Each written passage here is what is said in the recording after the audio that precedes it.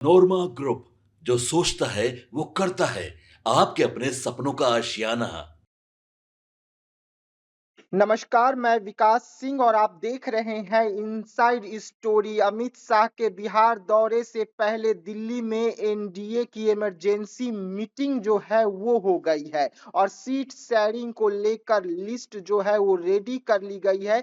किसे कितनी सीट मिलेगी, कौन सी पार्टी बाजी मारेगी और किसे सबसे ज्यादा सीट जो है वो एनडीए में मिलने जा रही है, तो आज तमाम जानकारी हम आपको देंगे। और हर रोज की तरह हमारे साथ में बाबा फोन लाइन पर जुड़े हुए हैं इनसाइड स्टोरी में। बाबा, सीधा हम आते हैं इनसाइड स्टोरी पर। अमित शाह का बिहार दौरा महत्वपूर्ण हो जाता है, लेकिन उससे पहले दिल्ली में एनडीए की इमरजेंसी मीटिंग क्यों बुला ली गई और इस मीटिंग में क्या कुछ हुआ?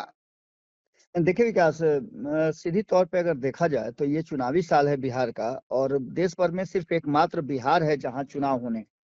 इसको लेकर के अलग अलग स्ट्रेटजी बन रही है, और खास करके भारतीय जनता पार्टी के लिए पिछले 20 सालों में सबसे ज्यादा अगर कोई कष्टकारी रहा है तो वो बिहार रहा है। बिहार को लेकर के भारतीय जनता पार्टी जितनी भी स्ट्रेटजी बनाती है, जो भी रणनीति तैयार करती है, उस सारी रणनीति को नीतीश कुमार कहीं ना कहीं ध्वस्त कर देते हैं, चाहे वो सीट शेयरिंग का फॉर्मूला हो या फिर सरकार चलाने में हो।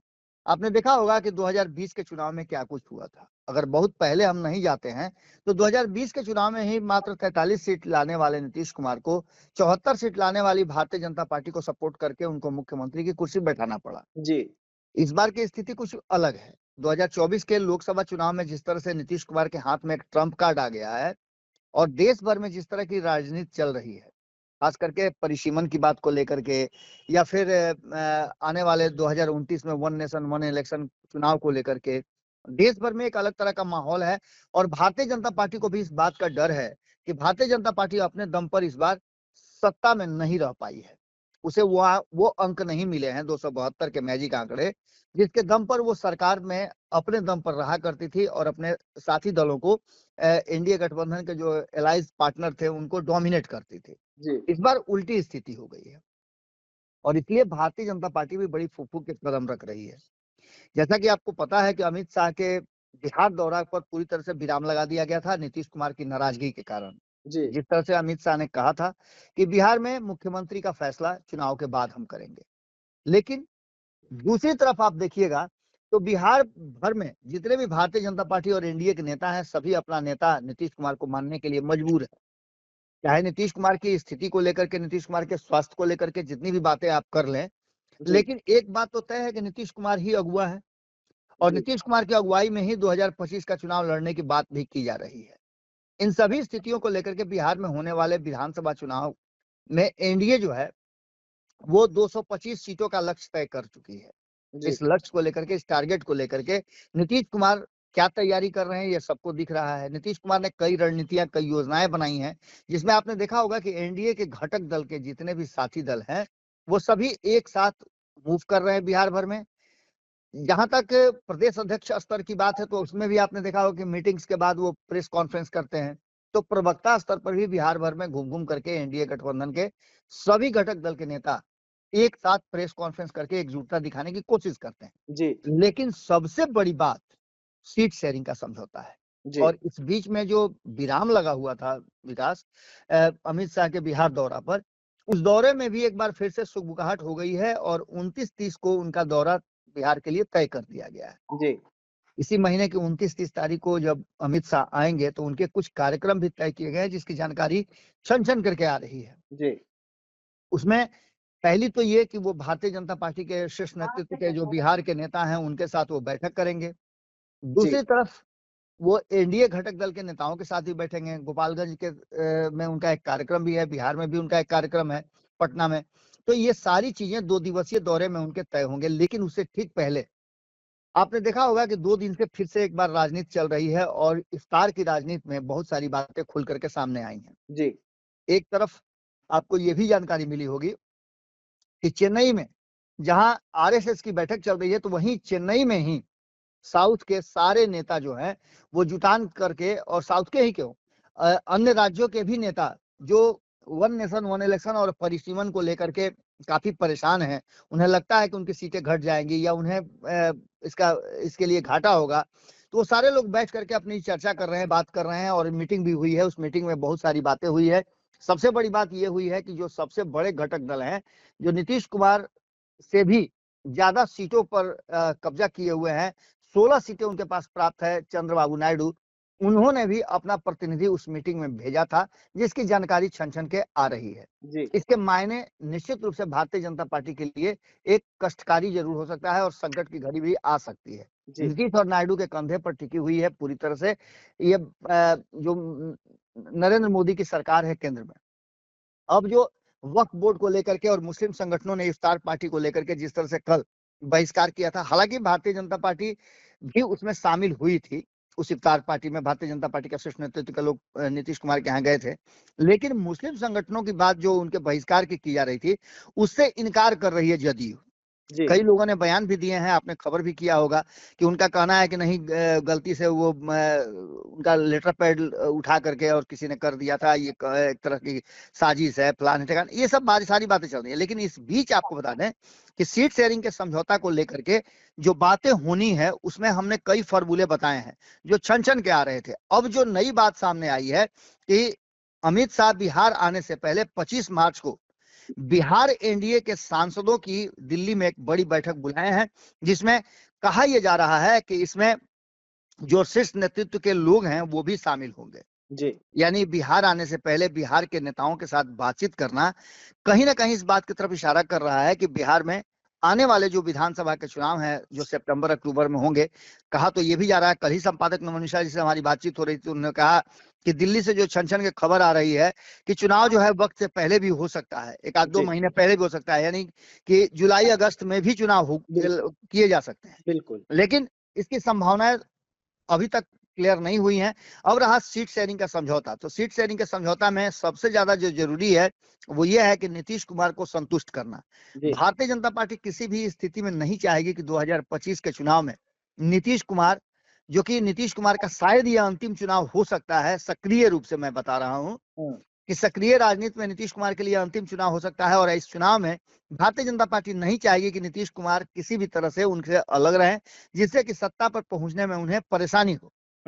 नीतीश कुमार सत्ता की चाबी है, ये बात सभी अच्छी तरह से जानते हैं। जी 2005 से जब से आए हैं तब से जिसके साथ वो रहे हैं उसी की सरकार बनी है। जी इन सारी बातों को लेकर के एक और बड़ी महत्वपूर्ण बात है, और वो है कि कैसे चिराग पासवान को भारतीय जनता पार्टी अपने गुड फेथ में रखे। चिराग पासवान को कितनी सीटें दें जिससे वो संतुष्ट हो जाए। हालांकि एक सूत्र जो ये भी बता रहा है जो चिराग पासवान को लेकर के कि 30 से ऊपर सीटें चिराग पासवान को मिलेंगी, जी लेकिन इसके लिए बड़ी मशक्कत करनी पड़ेगी और कहीं ना कहीं भारतीय जनता पार्टी को सेक्रीफाइस करना पड़ेगा। तो दूसरी तरफ नीतीश कुमार भी 100 सीटों से कम पर गुजारा नहीं करेंगे और नहीं मानेंगे, ये भी बातें कही जा रही हैं। ऐसी स्थिति में पहले ही से आपको पता है कि लगभग 30 से 32 सीटों का लिस्ट जो है वो थमा चुकी है चिराग पासवान की पार्टी, जी जिसमें महनार है, रघुनाथपुर है, गोविंदपुर है, गायघाट है, चेनारी है, जमालपुर है, जगदीशपुर है, ब्रह्मपुर है, महुआ है, ओबरा है, साहेबपुर कमाल है, हसनपुर है, विभूतिपुर है, समस्तीपुर है, मीनापुर है, अलौली है, लालगंज है, बेलसंड है, दिनारा है। ये सारी सीटें कहीं ना कहीं अपना लिया गया है। सूत्रों का कहना है कि लोजपा को लेकर के भी एक स्ट्रेटजी बन चुकी है, और लोजपा को लेकर के स्ट्रेटजी बनी है तो निश्चित रूप से आप समझ सकते हैं कि जीतन राम मांझी से लेकर के उपेंद्र कुशवाहा को भी भारतीय जनता पार्टी को कहीं ना कहीं अपने उस लिस्ट में साधना है और नीतीश कुमार को भी संतुष्ट रखना है। ये 5 दलों का जो पांडवों गिरोह है एनडीए गठबंधन का, इस गठबंधन में सबसे बड़ी बात यह है कि सीटों का शेयरिंग का समझौता कैसे होगा। बिल्कुल 25 तारीख को जब अमित शाह के साथ ये सभी सांसद जो हैं वो बैठेंगे, बिहार से जुड़े हुए, जो बिहार में एनडीए गठबंधन के 30 सांसद हैं, उन जी सांसदों के साथ एक बैठक होनी है जिसमें आप समझ सकते हैं कि इसके अलावा राज्यसभा के भी जो सांसद हैं बिहार के वो भी इस मीटिंग में शामिल जी होंगे। जी यानी पूरी तरह से ये एनडीए की बैठक होगी जिसमें आप समझ सकते हैं कि सभी घटक दल के नेता होंगे, जी और वहां अपने बिहार दौरा से पहले ये तय करके आएंगे अमित शाह की बिहार में आने के बाद किसी तरह का कोई भी झमेला नहीं हो। जी इसमें सबसे बड़ी बात यह है कि इसी बीच नीतीश कुमार क्या फैसला करते हैं, ये भी एक बड़ा कहा जा रहा है कि असमंजस की स्थिति बना हुआ है। जी जहां एक तरफ आज ये सारी बातें हम इसलिए कह रहे हैं कि हमारे पास जो सूचनाएं मिली हैं, उन सूचनाओं में अमित शाह एक बार फिर से एक्शन में आ गए हैं और जी अमित शाह का एक्शन कहीं ना कहीं नीतीश कुमार को पूरी तरह से पसंद नहीं है। तो हम्म, क्या इसको समझने के लिए, इसको समझाने के लिए, नीतीश कुमार को मनाने के लिए कोई नई बात सामने लाई गई है या फिर नीतीश कुमार के फॉर्मूले को भारतीय जनता पार्टी ने मान लिया है? 101 और जो 41 का फॉर्मूला था, इस फॉर्मूले की बात भी की जा रही है। तो वहीं ये भी कहा जा रहा है कि नीतीश कुमार को 100 सीटें देने के बाद जो बाकी की सीटें बच रही हैं 143, उन सीटों पर भारतीय जनता पार्टी अपने साथी दलों को एडजस्ट करेगी। जी लेकिन ये भी फॉर्मूला नीतीश कुमार को मंजूर नहीं है। ऐसी स्थिति में 25 तारीख की बैठक में क्या कुछ निकल के सामने आएगा, ये देखना बड़ा दिलचस्प होगा। और हमारे जो सूत्र बता रहे हैं, उसमें कहा यह जा रहा है कि जो बाकी की 42-43 सीटें हैं, उसमें नीतीश कुमार को 101 seat, Bharatiya Janata party 100 seat और बाकी की जो 42 सीटें बच रही हैं, उनमें से 30 सीट देने के बाद जो 12 सीटें बच रही है, वो बाकी के लोगों को बांटा जाएगा। लेकिन क्या जीतन राम मांझी और उपेंद्र कुशवाहा 6-6 या 7-7 सीटों पे मान जाएंगे? ये बिल्कुल। बड़ा सवाल है और इसी सवाल में उलझी हुई भारतीय जनता पार्टी आगे की रणनीति पर सोचने का काम कर रही है। लेकिन कितनी लेकिन सीटें लेकिन बाबा जीतन राम मांझी की अगर हम बात करें तो उन्होंने तो कह दिया है कि हमारे ही घर में 15 से 16 सीटें हैं। जी, बिल्कुल, आप सही बात बता रहे हैं। जीतन राम मांझी ने 20 सीटों पर दावा किया है, तो वहीं आपको बता दें कि घुमा-फिरा करके 23 सीटों का दावा तो उपेंद्र कुशवाहा भी कर रहे हैं। जी लेकिन सीटें उतनी है नहीं विकास, तो आखिर कहीं न कहीं एडजस्टमेंट तो करना होगा या फिर आप समझ ही सकते हैं कि अगर सीट नहीं मिलेगा, उनके मन मुताबिक समझौता नहीं होगा, तो हम्म, फिर एनडीए गठबंधन में क्या होगा, इसकी अच्छी तरह से आप समझ सकते हैं। दूसरी तरफ कांग्रेस जिस तरह से एक्ट कर रही है, वो भी नज़र आ रहा है कि बिहार में एक तीसरे मोर्चे की कवायद भी शुरू हो चुकी है। अब जी देखना होगा कि 25 तारीख की मीटिंग में क्या कुछ फैसला करके बिहार आते हैं अमित शाह। जी देखिए इनसाइड स्टोरी में बाबा आपको पल-पल की जानकारी दे रहे थे अमित शाह आने से पहले कि किस तरीके से दिल्ली में इमरजेंसी मीटिंग चल रही है। अमित शाह का बिहार दौरा होना है और उस दौरे को लेकर पूरी तैयारी की जा रही है ताकि तमाम जो घटक दल है एनडीए के उसे खुश किया जा सके और कोई विवाद उत्पन्न ना हो। लेकिन सीट शेयरिंग जो है इस वक्त सिरदर्द एनडीए के लिए भी बना हुआ है क्योंकि जीतन राम मांझी और उपेंद्र कुशवाहा ऐसे दो पार्टियां हैं जिन्हें कम सीटें मिले तो कुछ भी हो सकता है एनडीए में। अब देखने वाली बात होगी कि इन्हें किस तरीके से मनाएगी बीजेपी और अमित शाह का दौरा क्या रंग लाएगा बिहार में। तो ऐसे तमाम खबरों के लिए रहिएगा हमारे साथ। हम फिर से कल इसी समय पर हाजिर होंगे इनसाइड स्टोरी को लेकर। तब तक के लिए दीजिएगा इजाजत। धन्यवाद। आपके सपनों को हमने सजाया है, ई होम्स पैनोरमा को हमने बनाया है। ई होम्स मेरा एक सपना था जिस पे मैं पिछले 4 साल से काम कर रहा था। हमने जो बनाया है वो सबने है माना।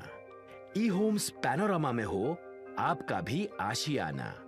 और फाइनली हमने 2021 में इस प्रोजेक्ट को लॉन्च किया। बहुत लोग अप्रिशिएट कर रहे हैं कि पूर्णिया जैसे शहर में बिहार के, एक तो बिहार की बात करें उसमें भी पूर्णिया जैसे छोटे जगह में इस तरह का लाइफस्टाइल देना, ये सुन के हम लोगों को बहुत अच्छा लगता है।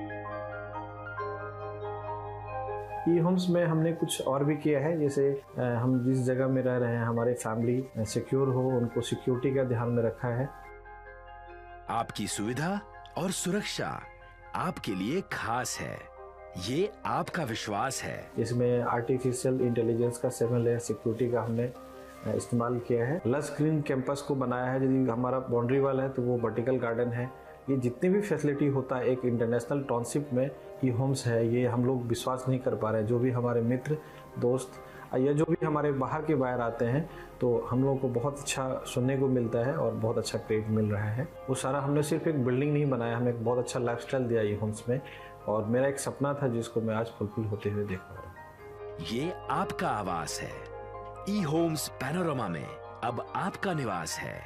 E homes Panorama, luxurious lifestyle redefined. Panorama group, जो सोचता है वो करता है। अगर ये वीडियो पसंद आई और वह बिहार के राजनीति और बिहारियत से सरोकार रखेनी तो सब्सक्राइब बटन दबा के चैनल के सब्सक्राइब कर ली। ओजे एगो घंटी बा, ओकरा बटन दबा देला से कुल सटीक और मारक खबर रुआ मुफ्त में मिल जाई। अगर रउआ पत्रकारिता के हमनी के नया प्रयोग में सहयोग कर चाहतानी तो ज्वाइन बटन दबा दी। पेटीएम नंबर नोट कर ली 9386816700।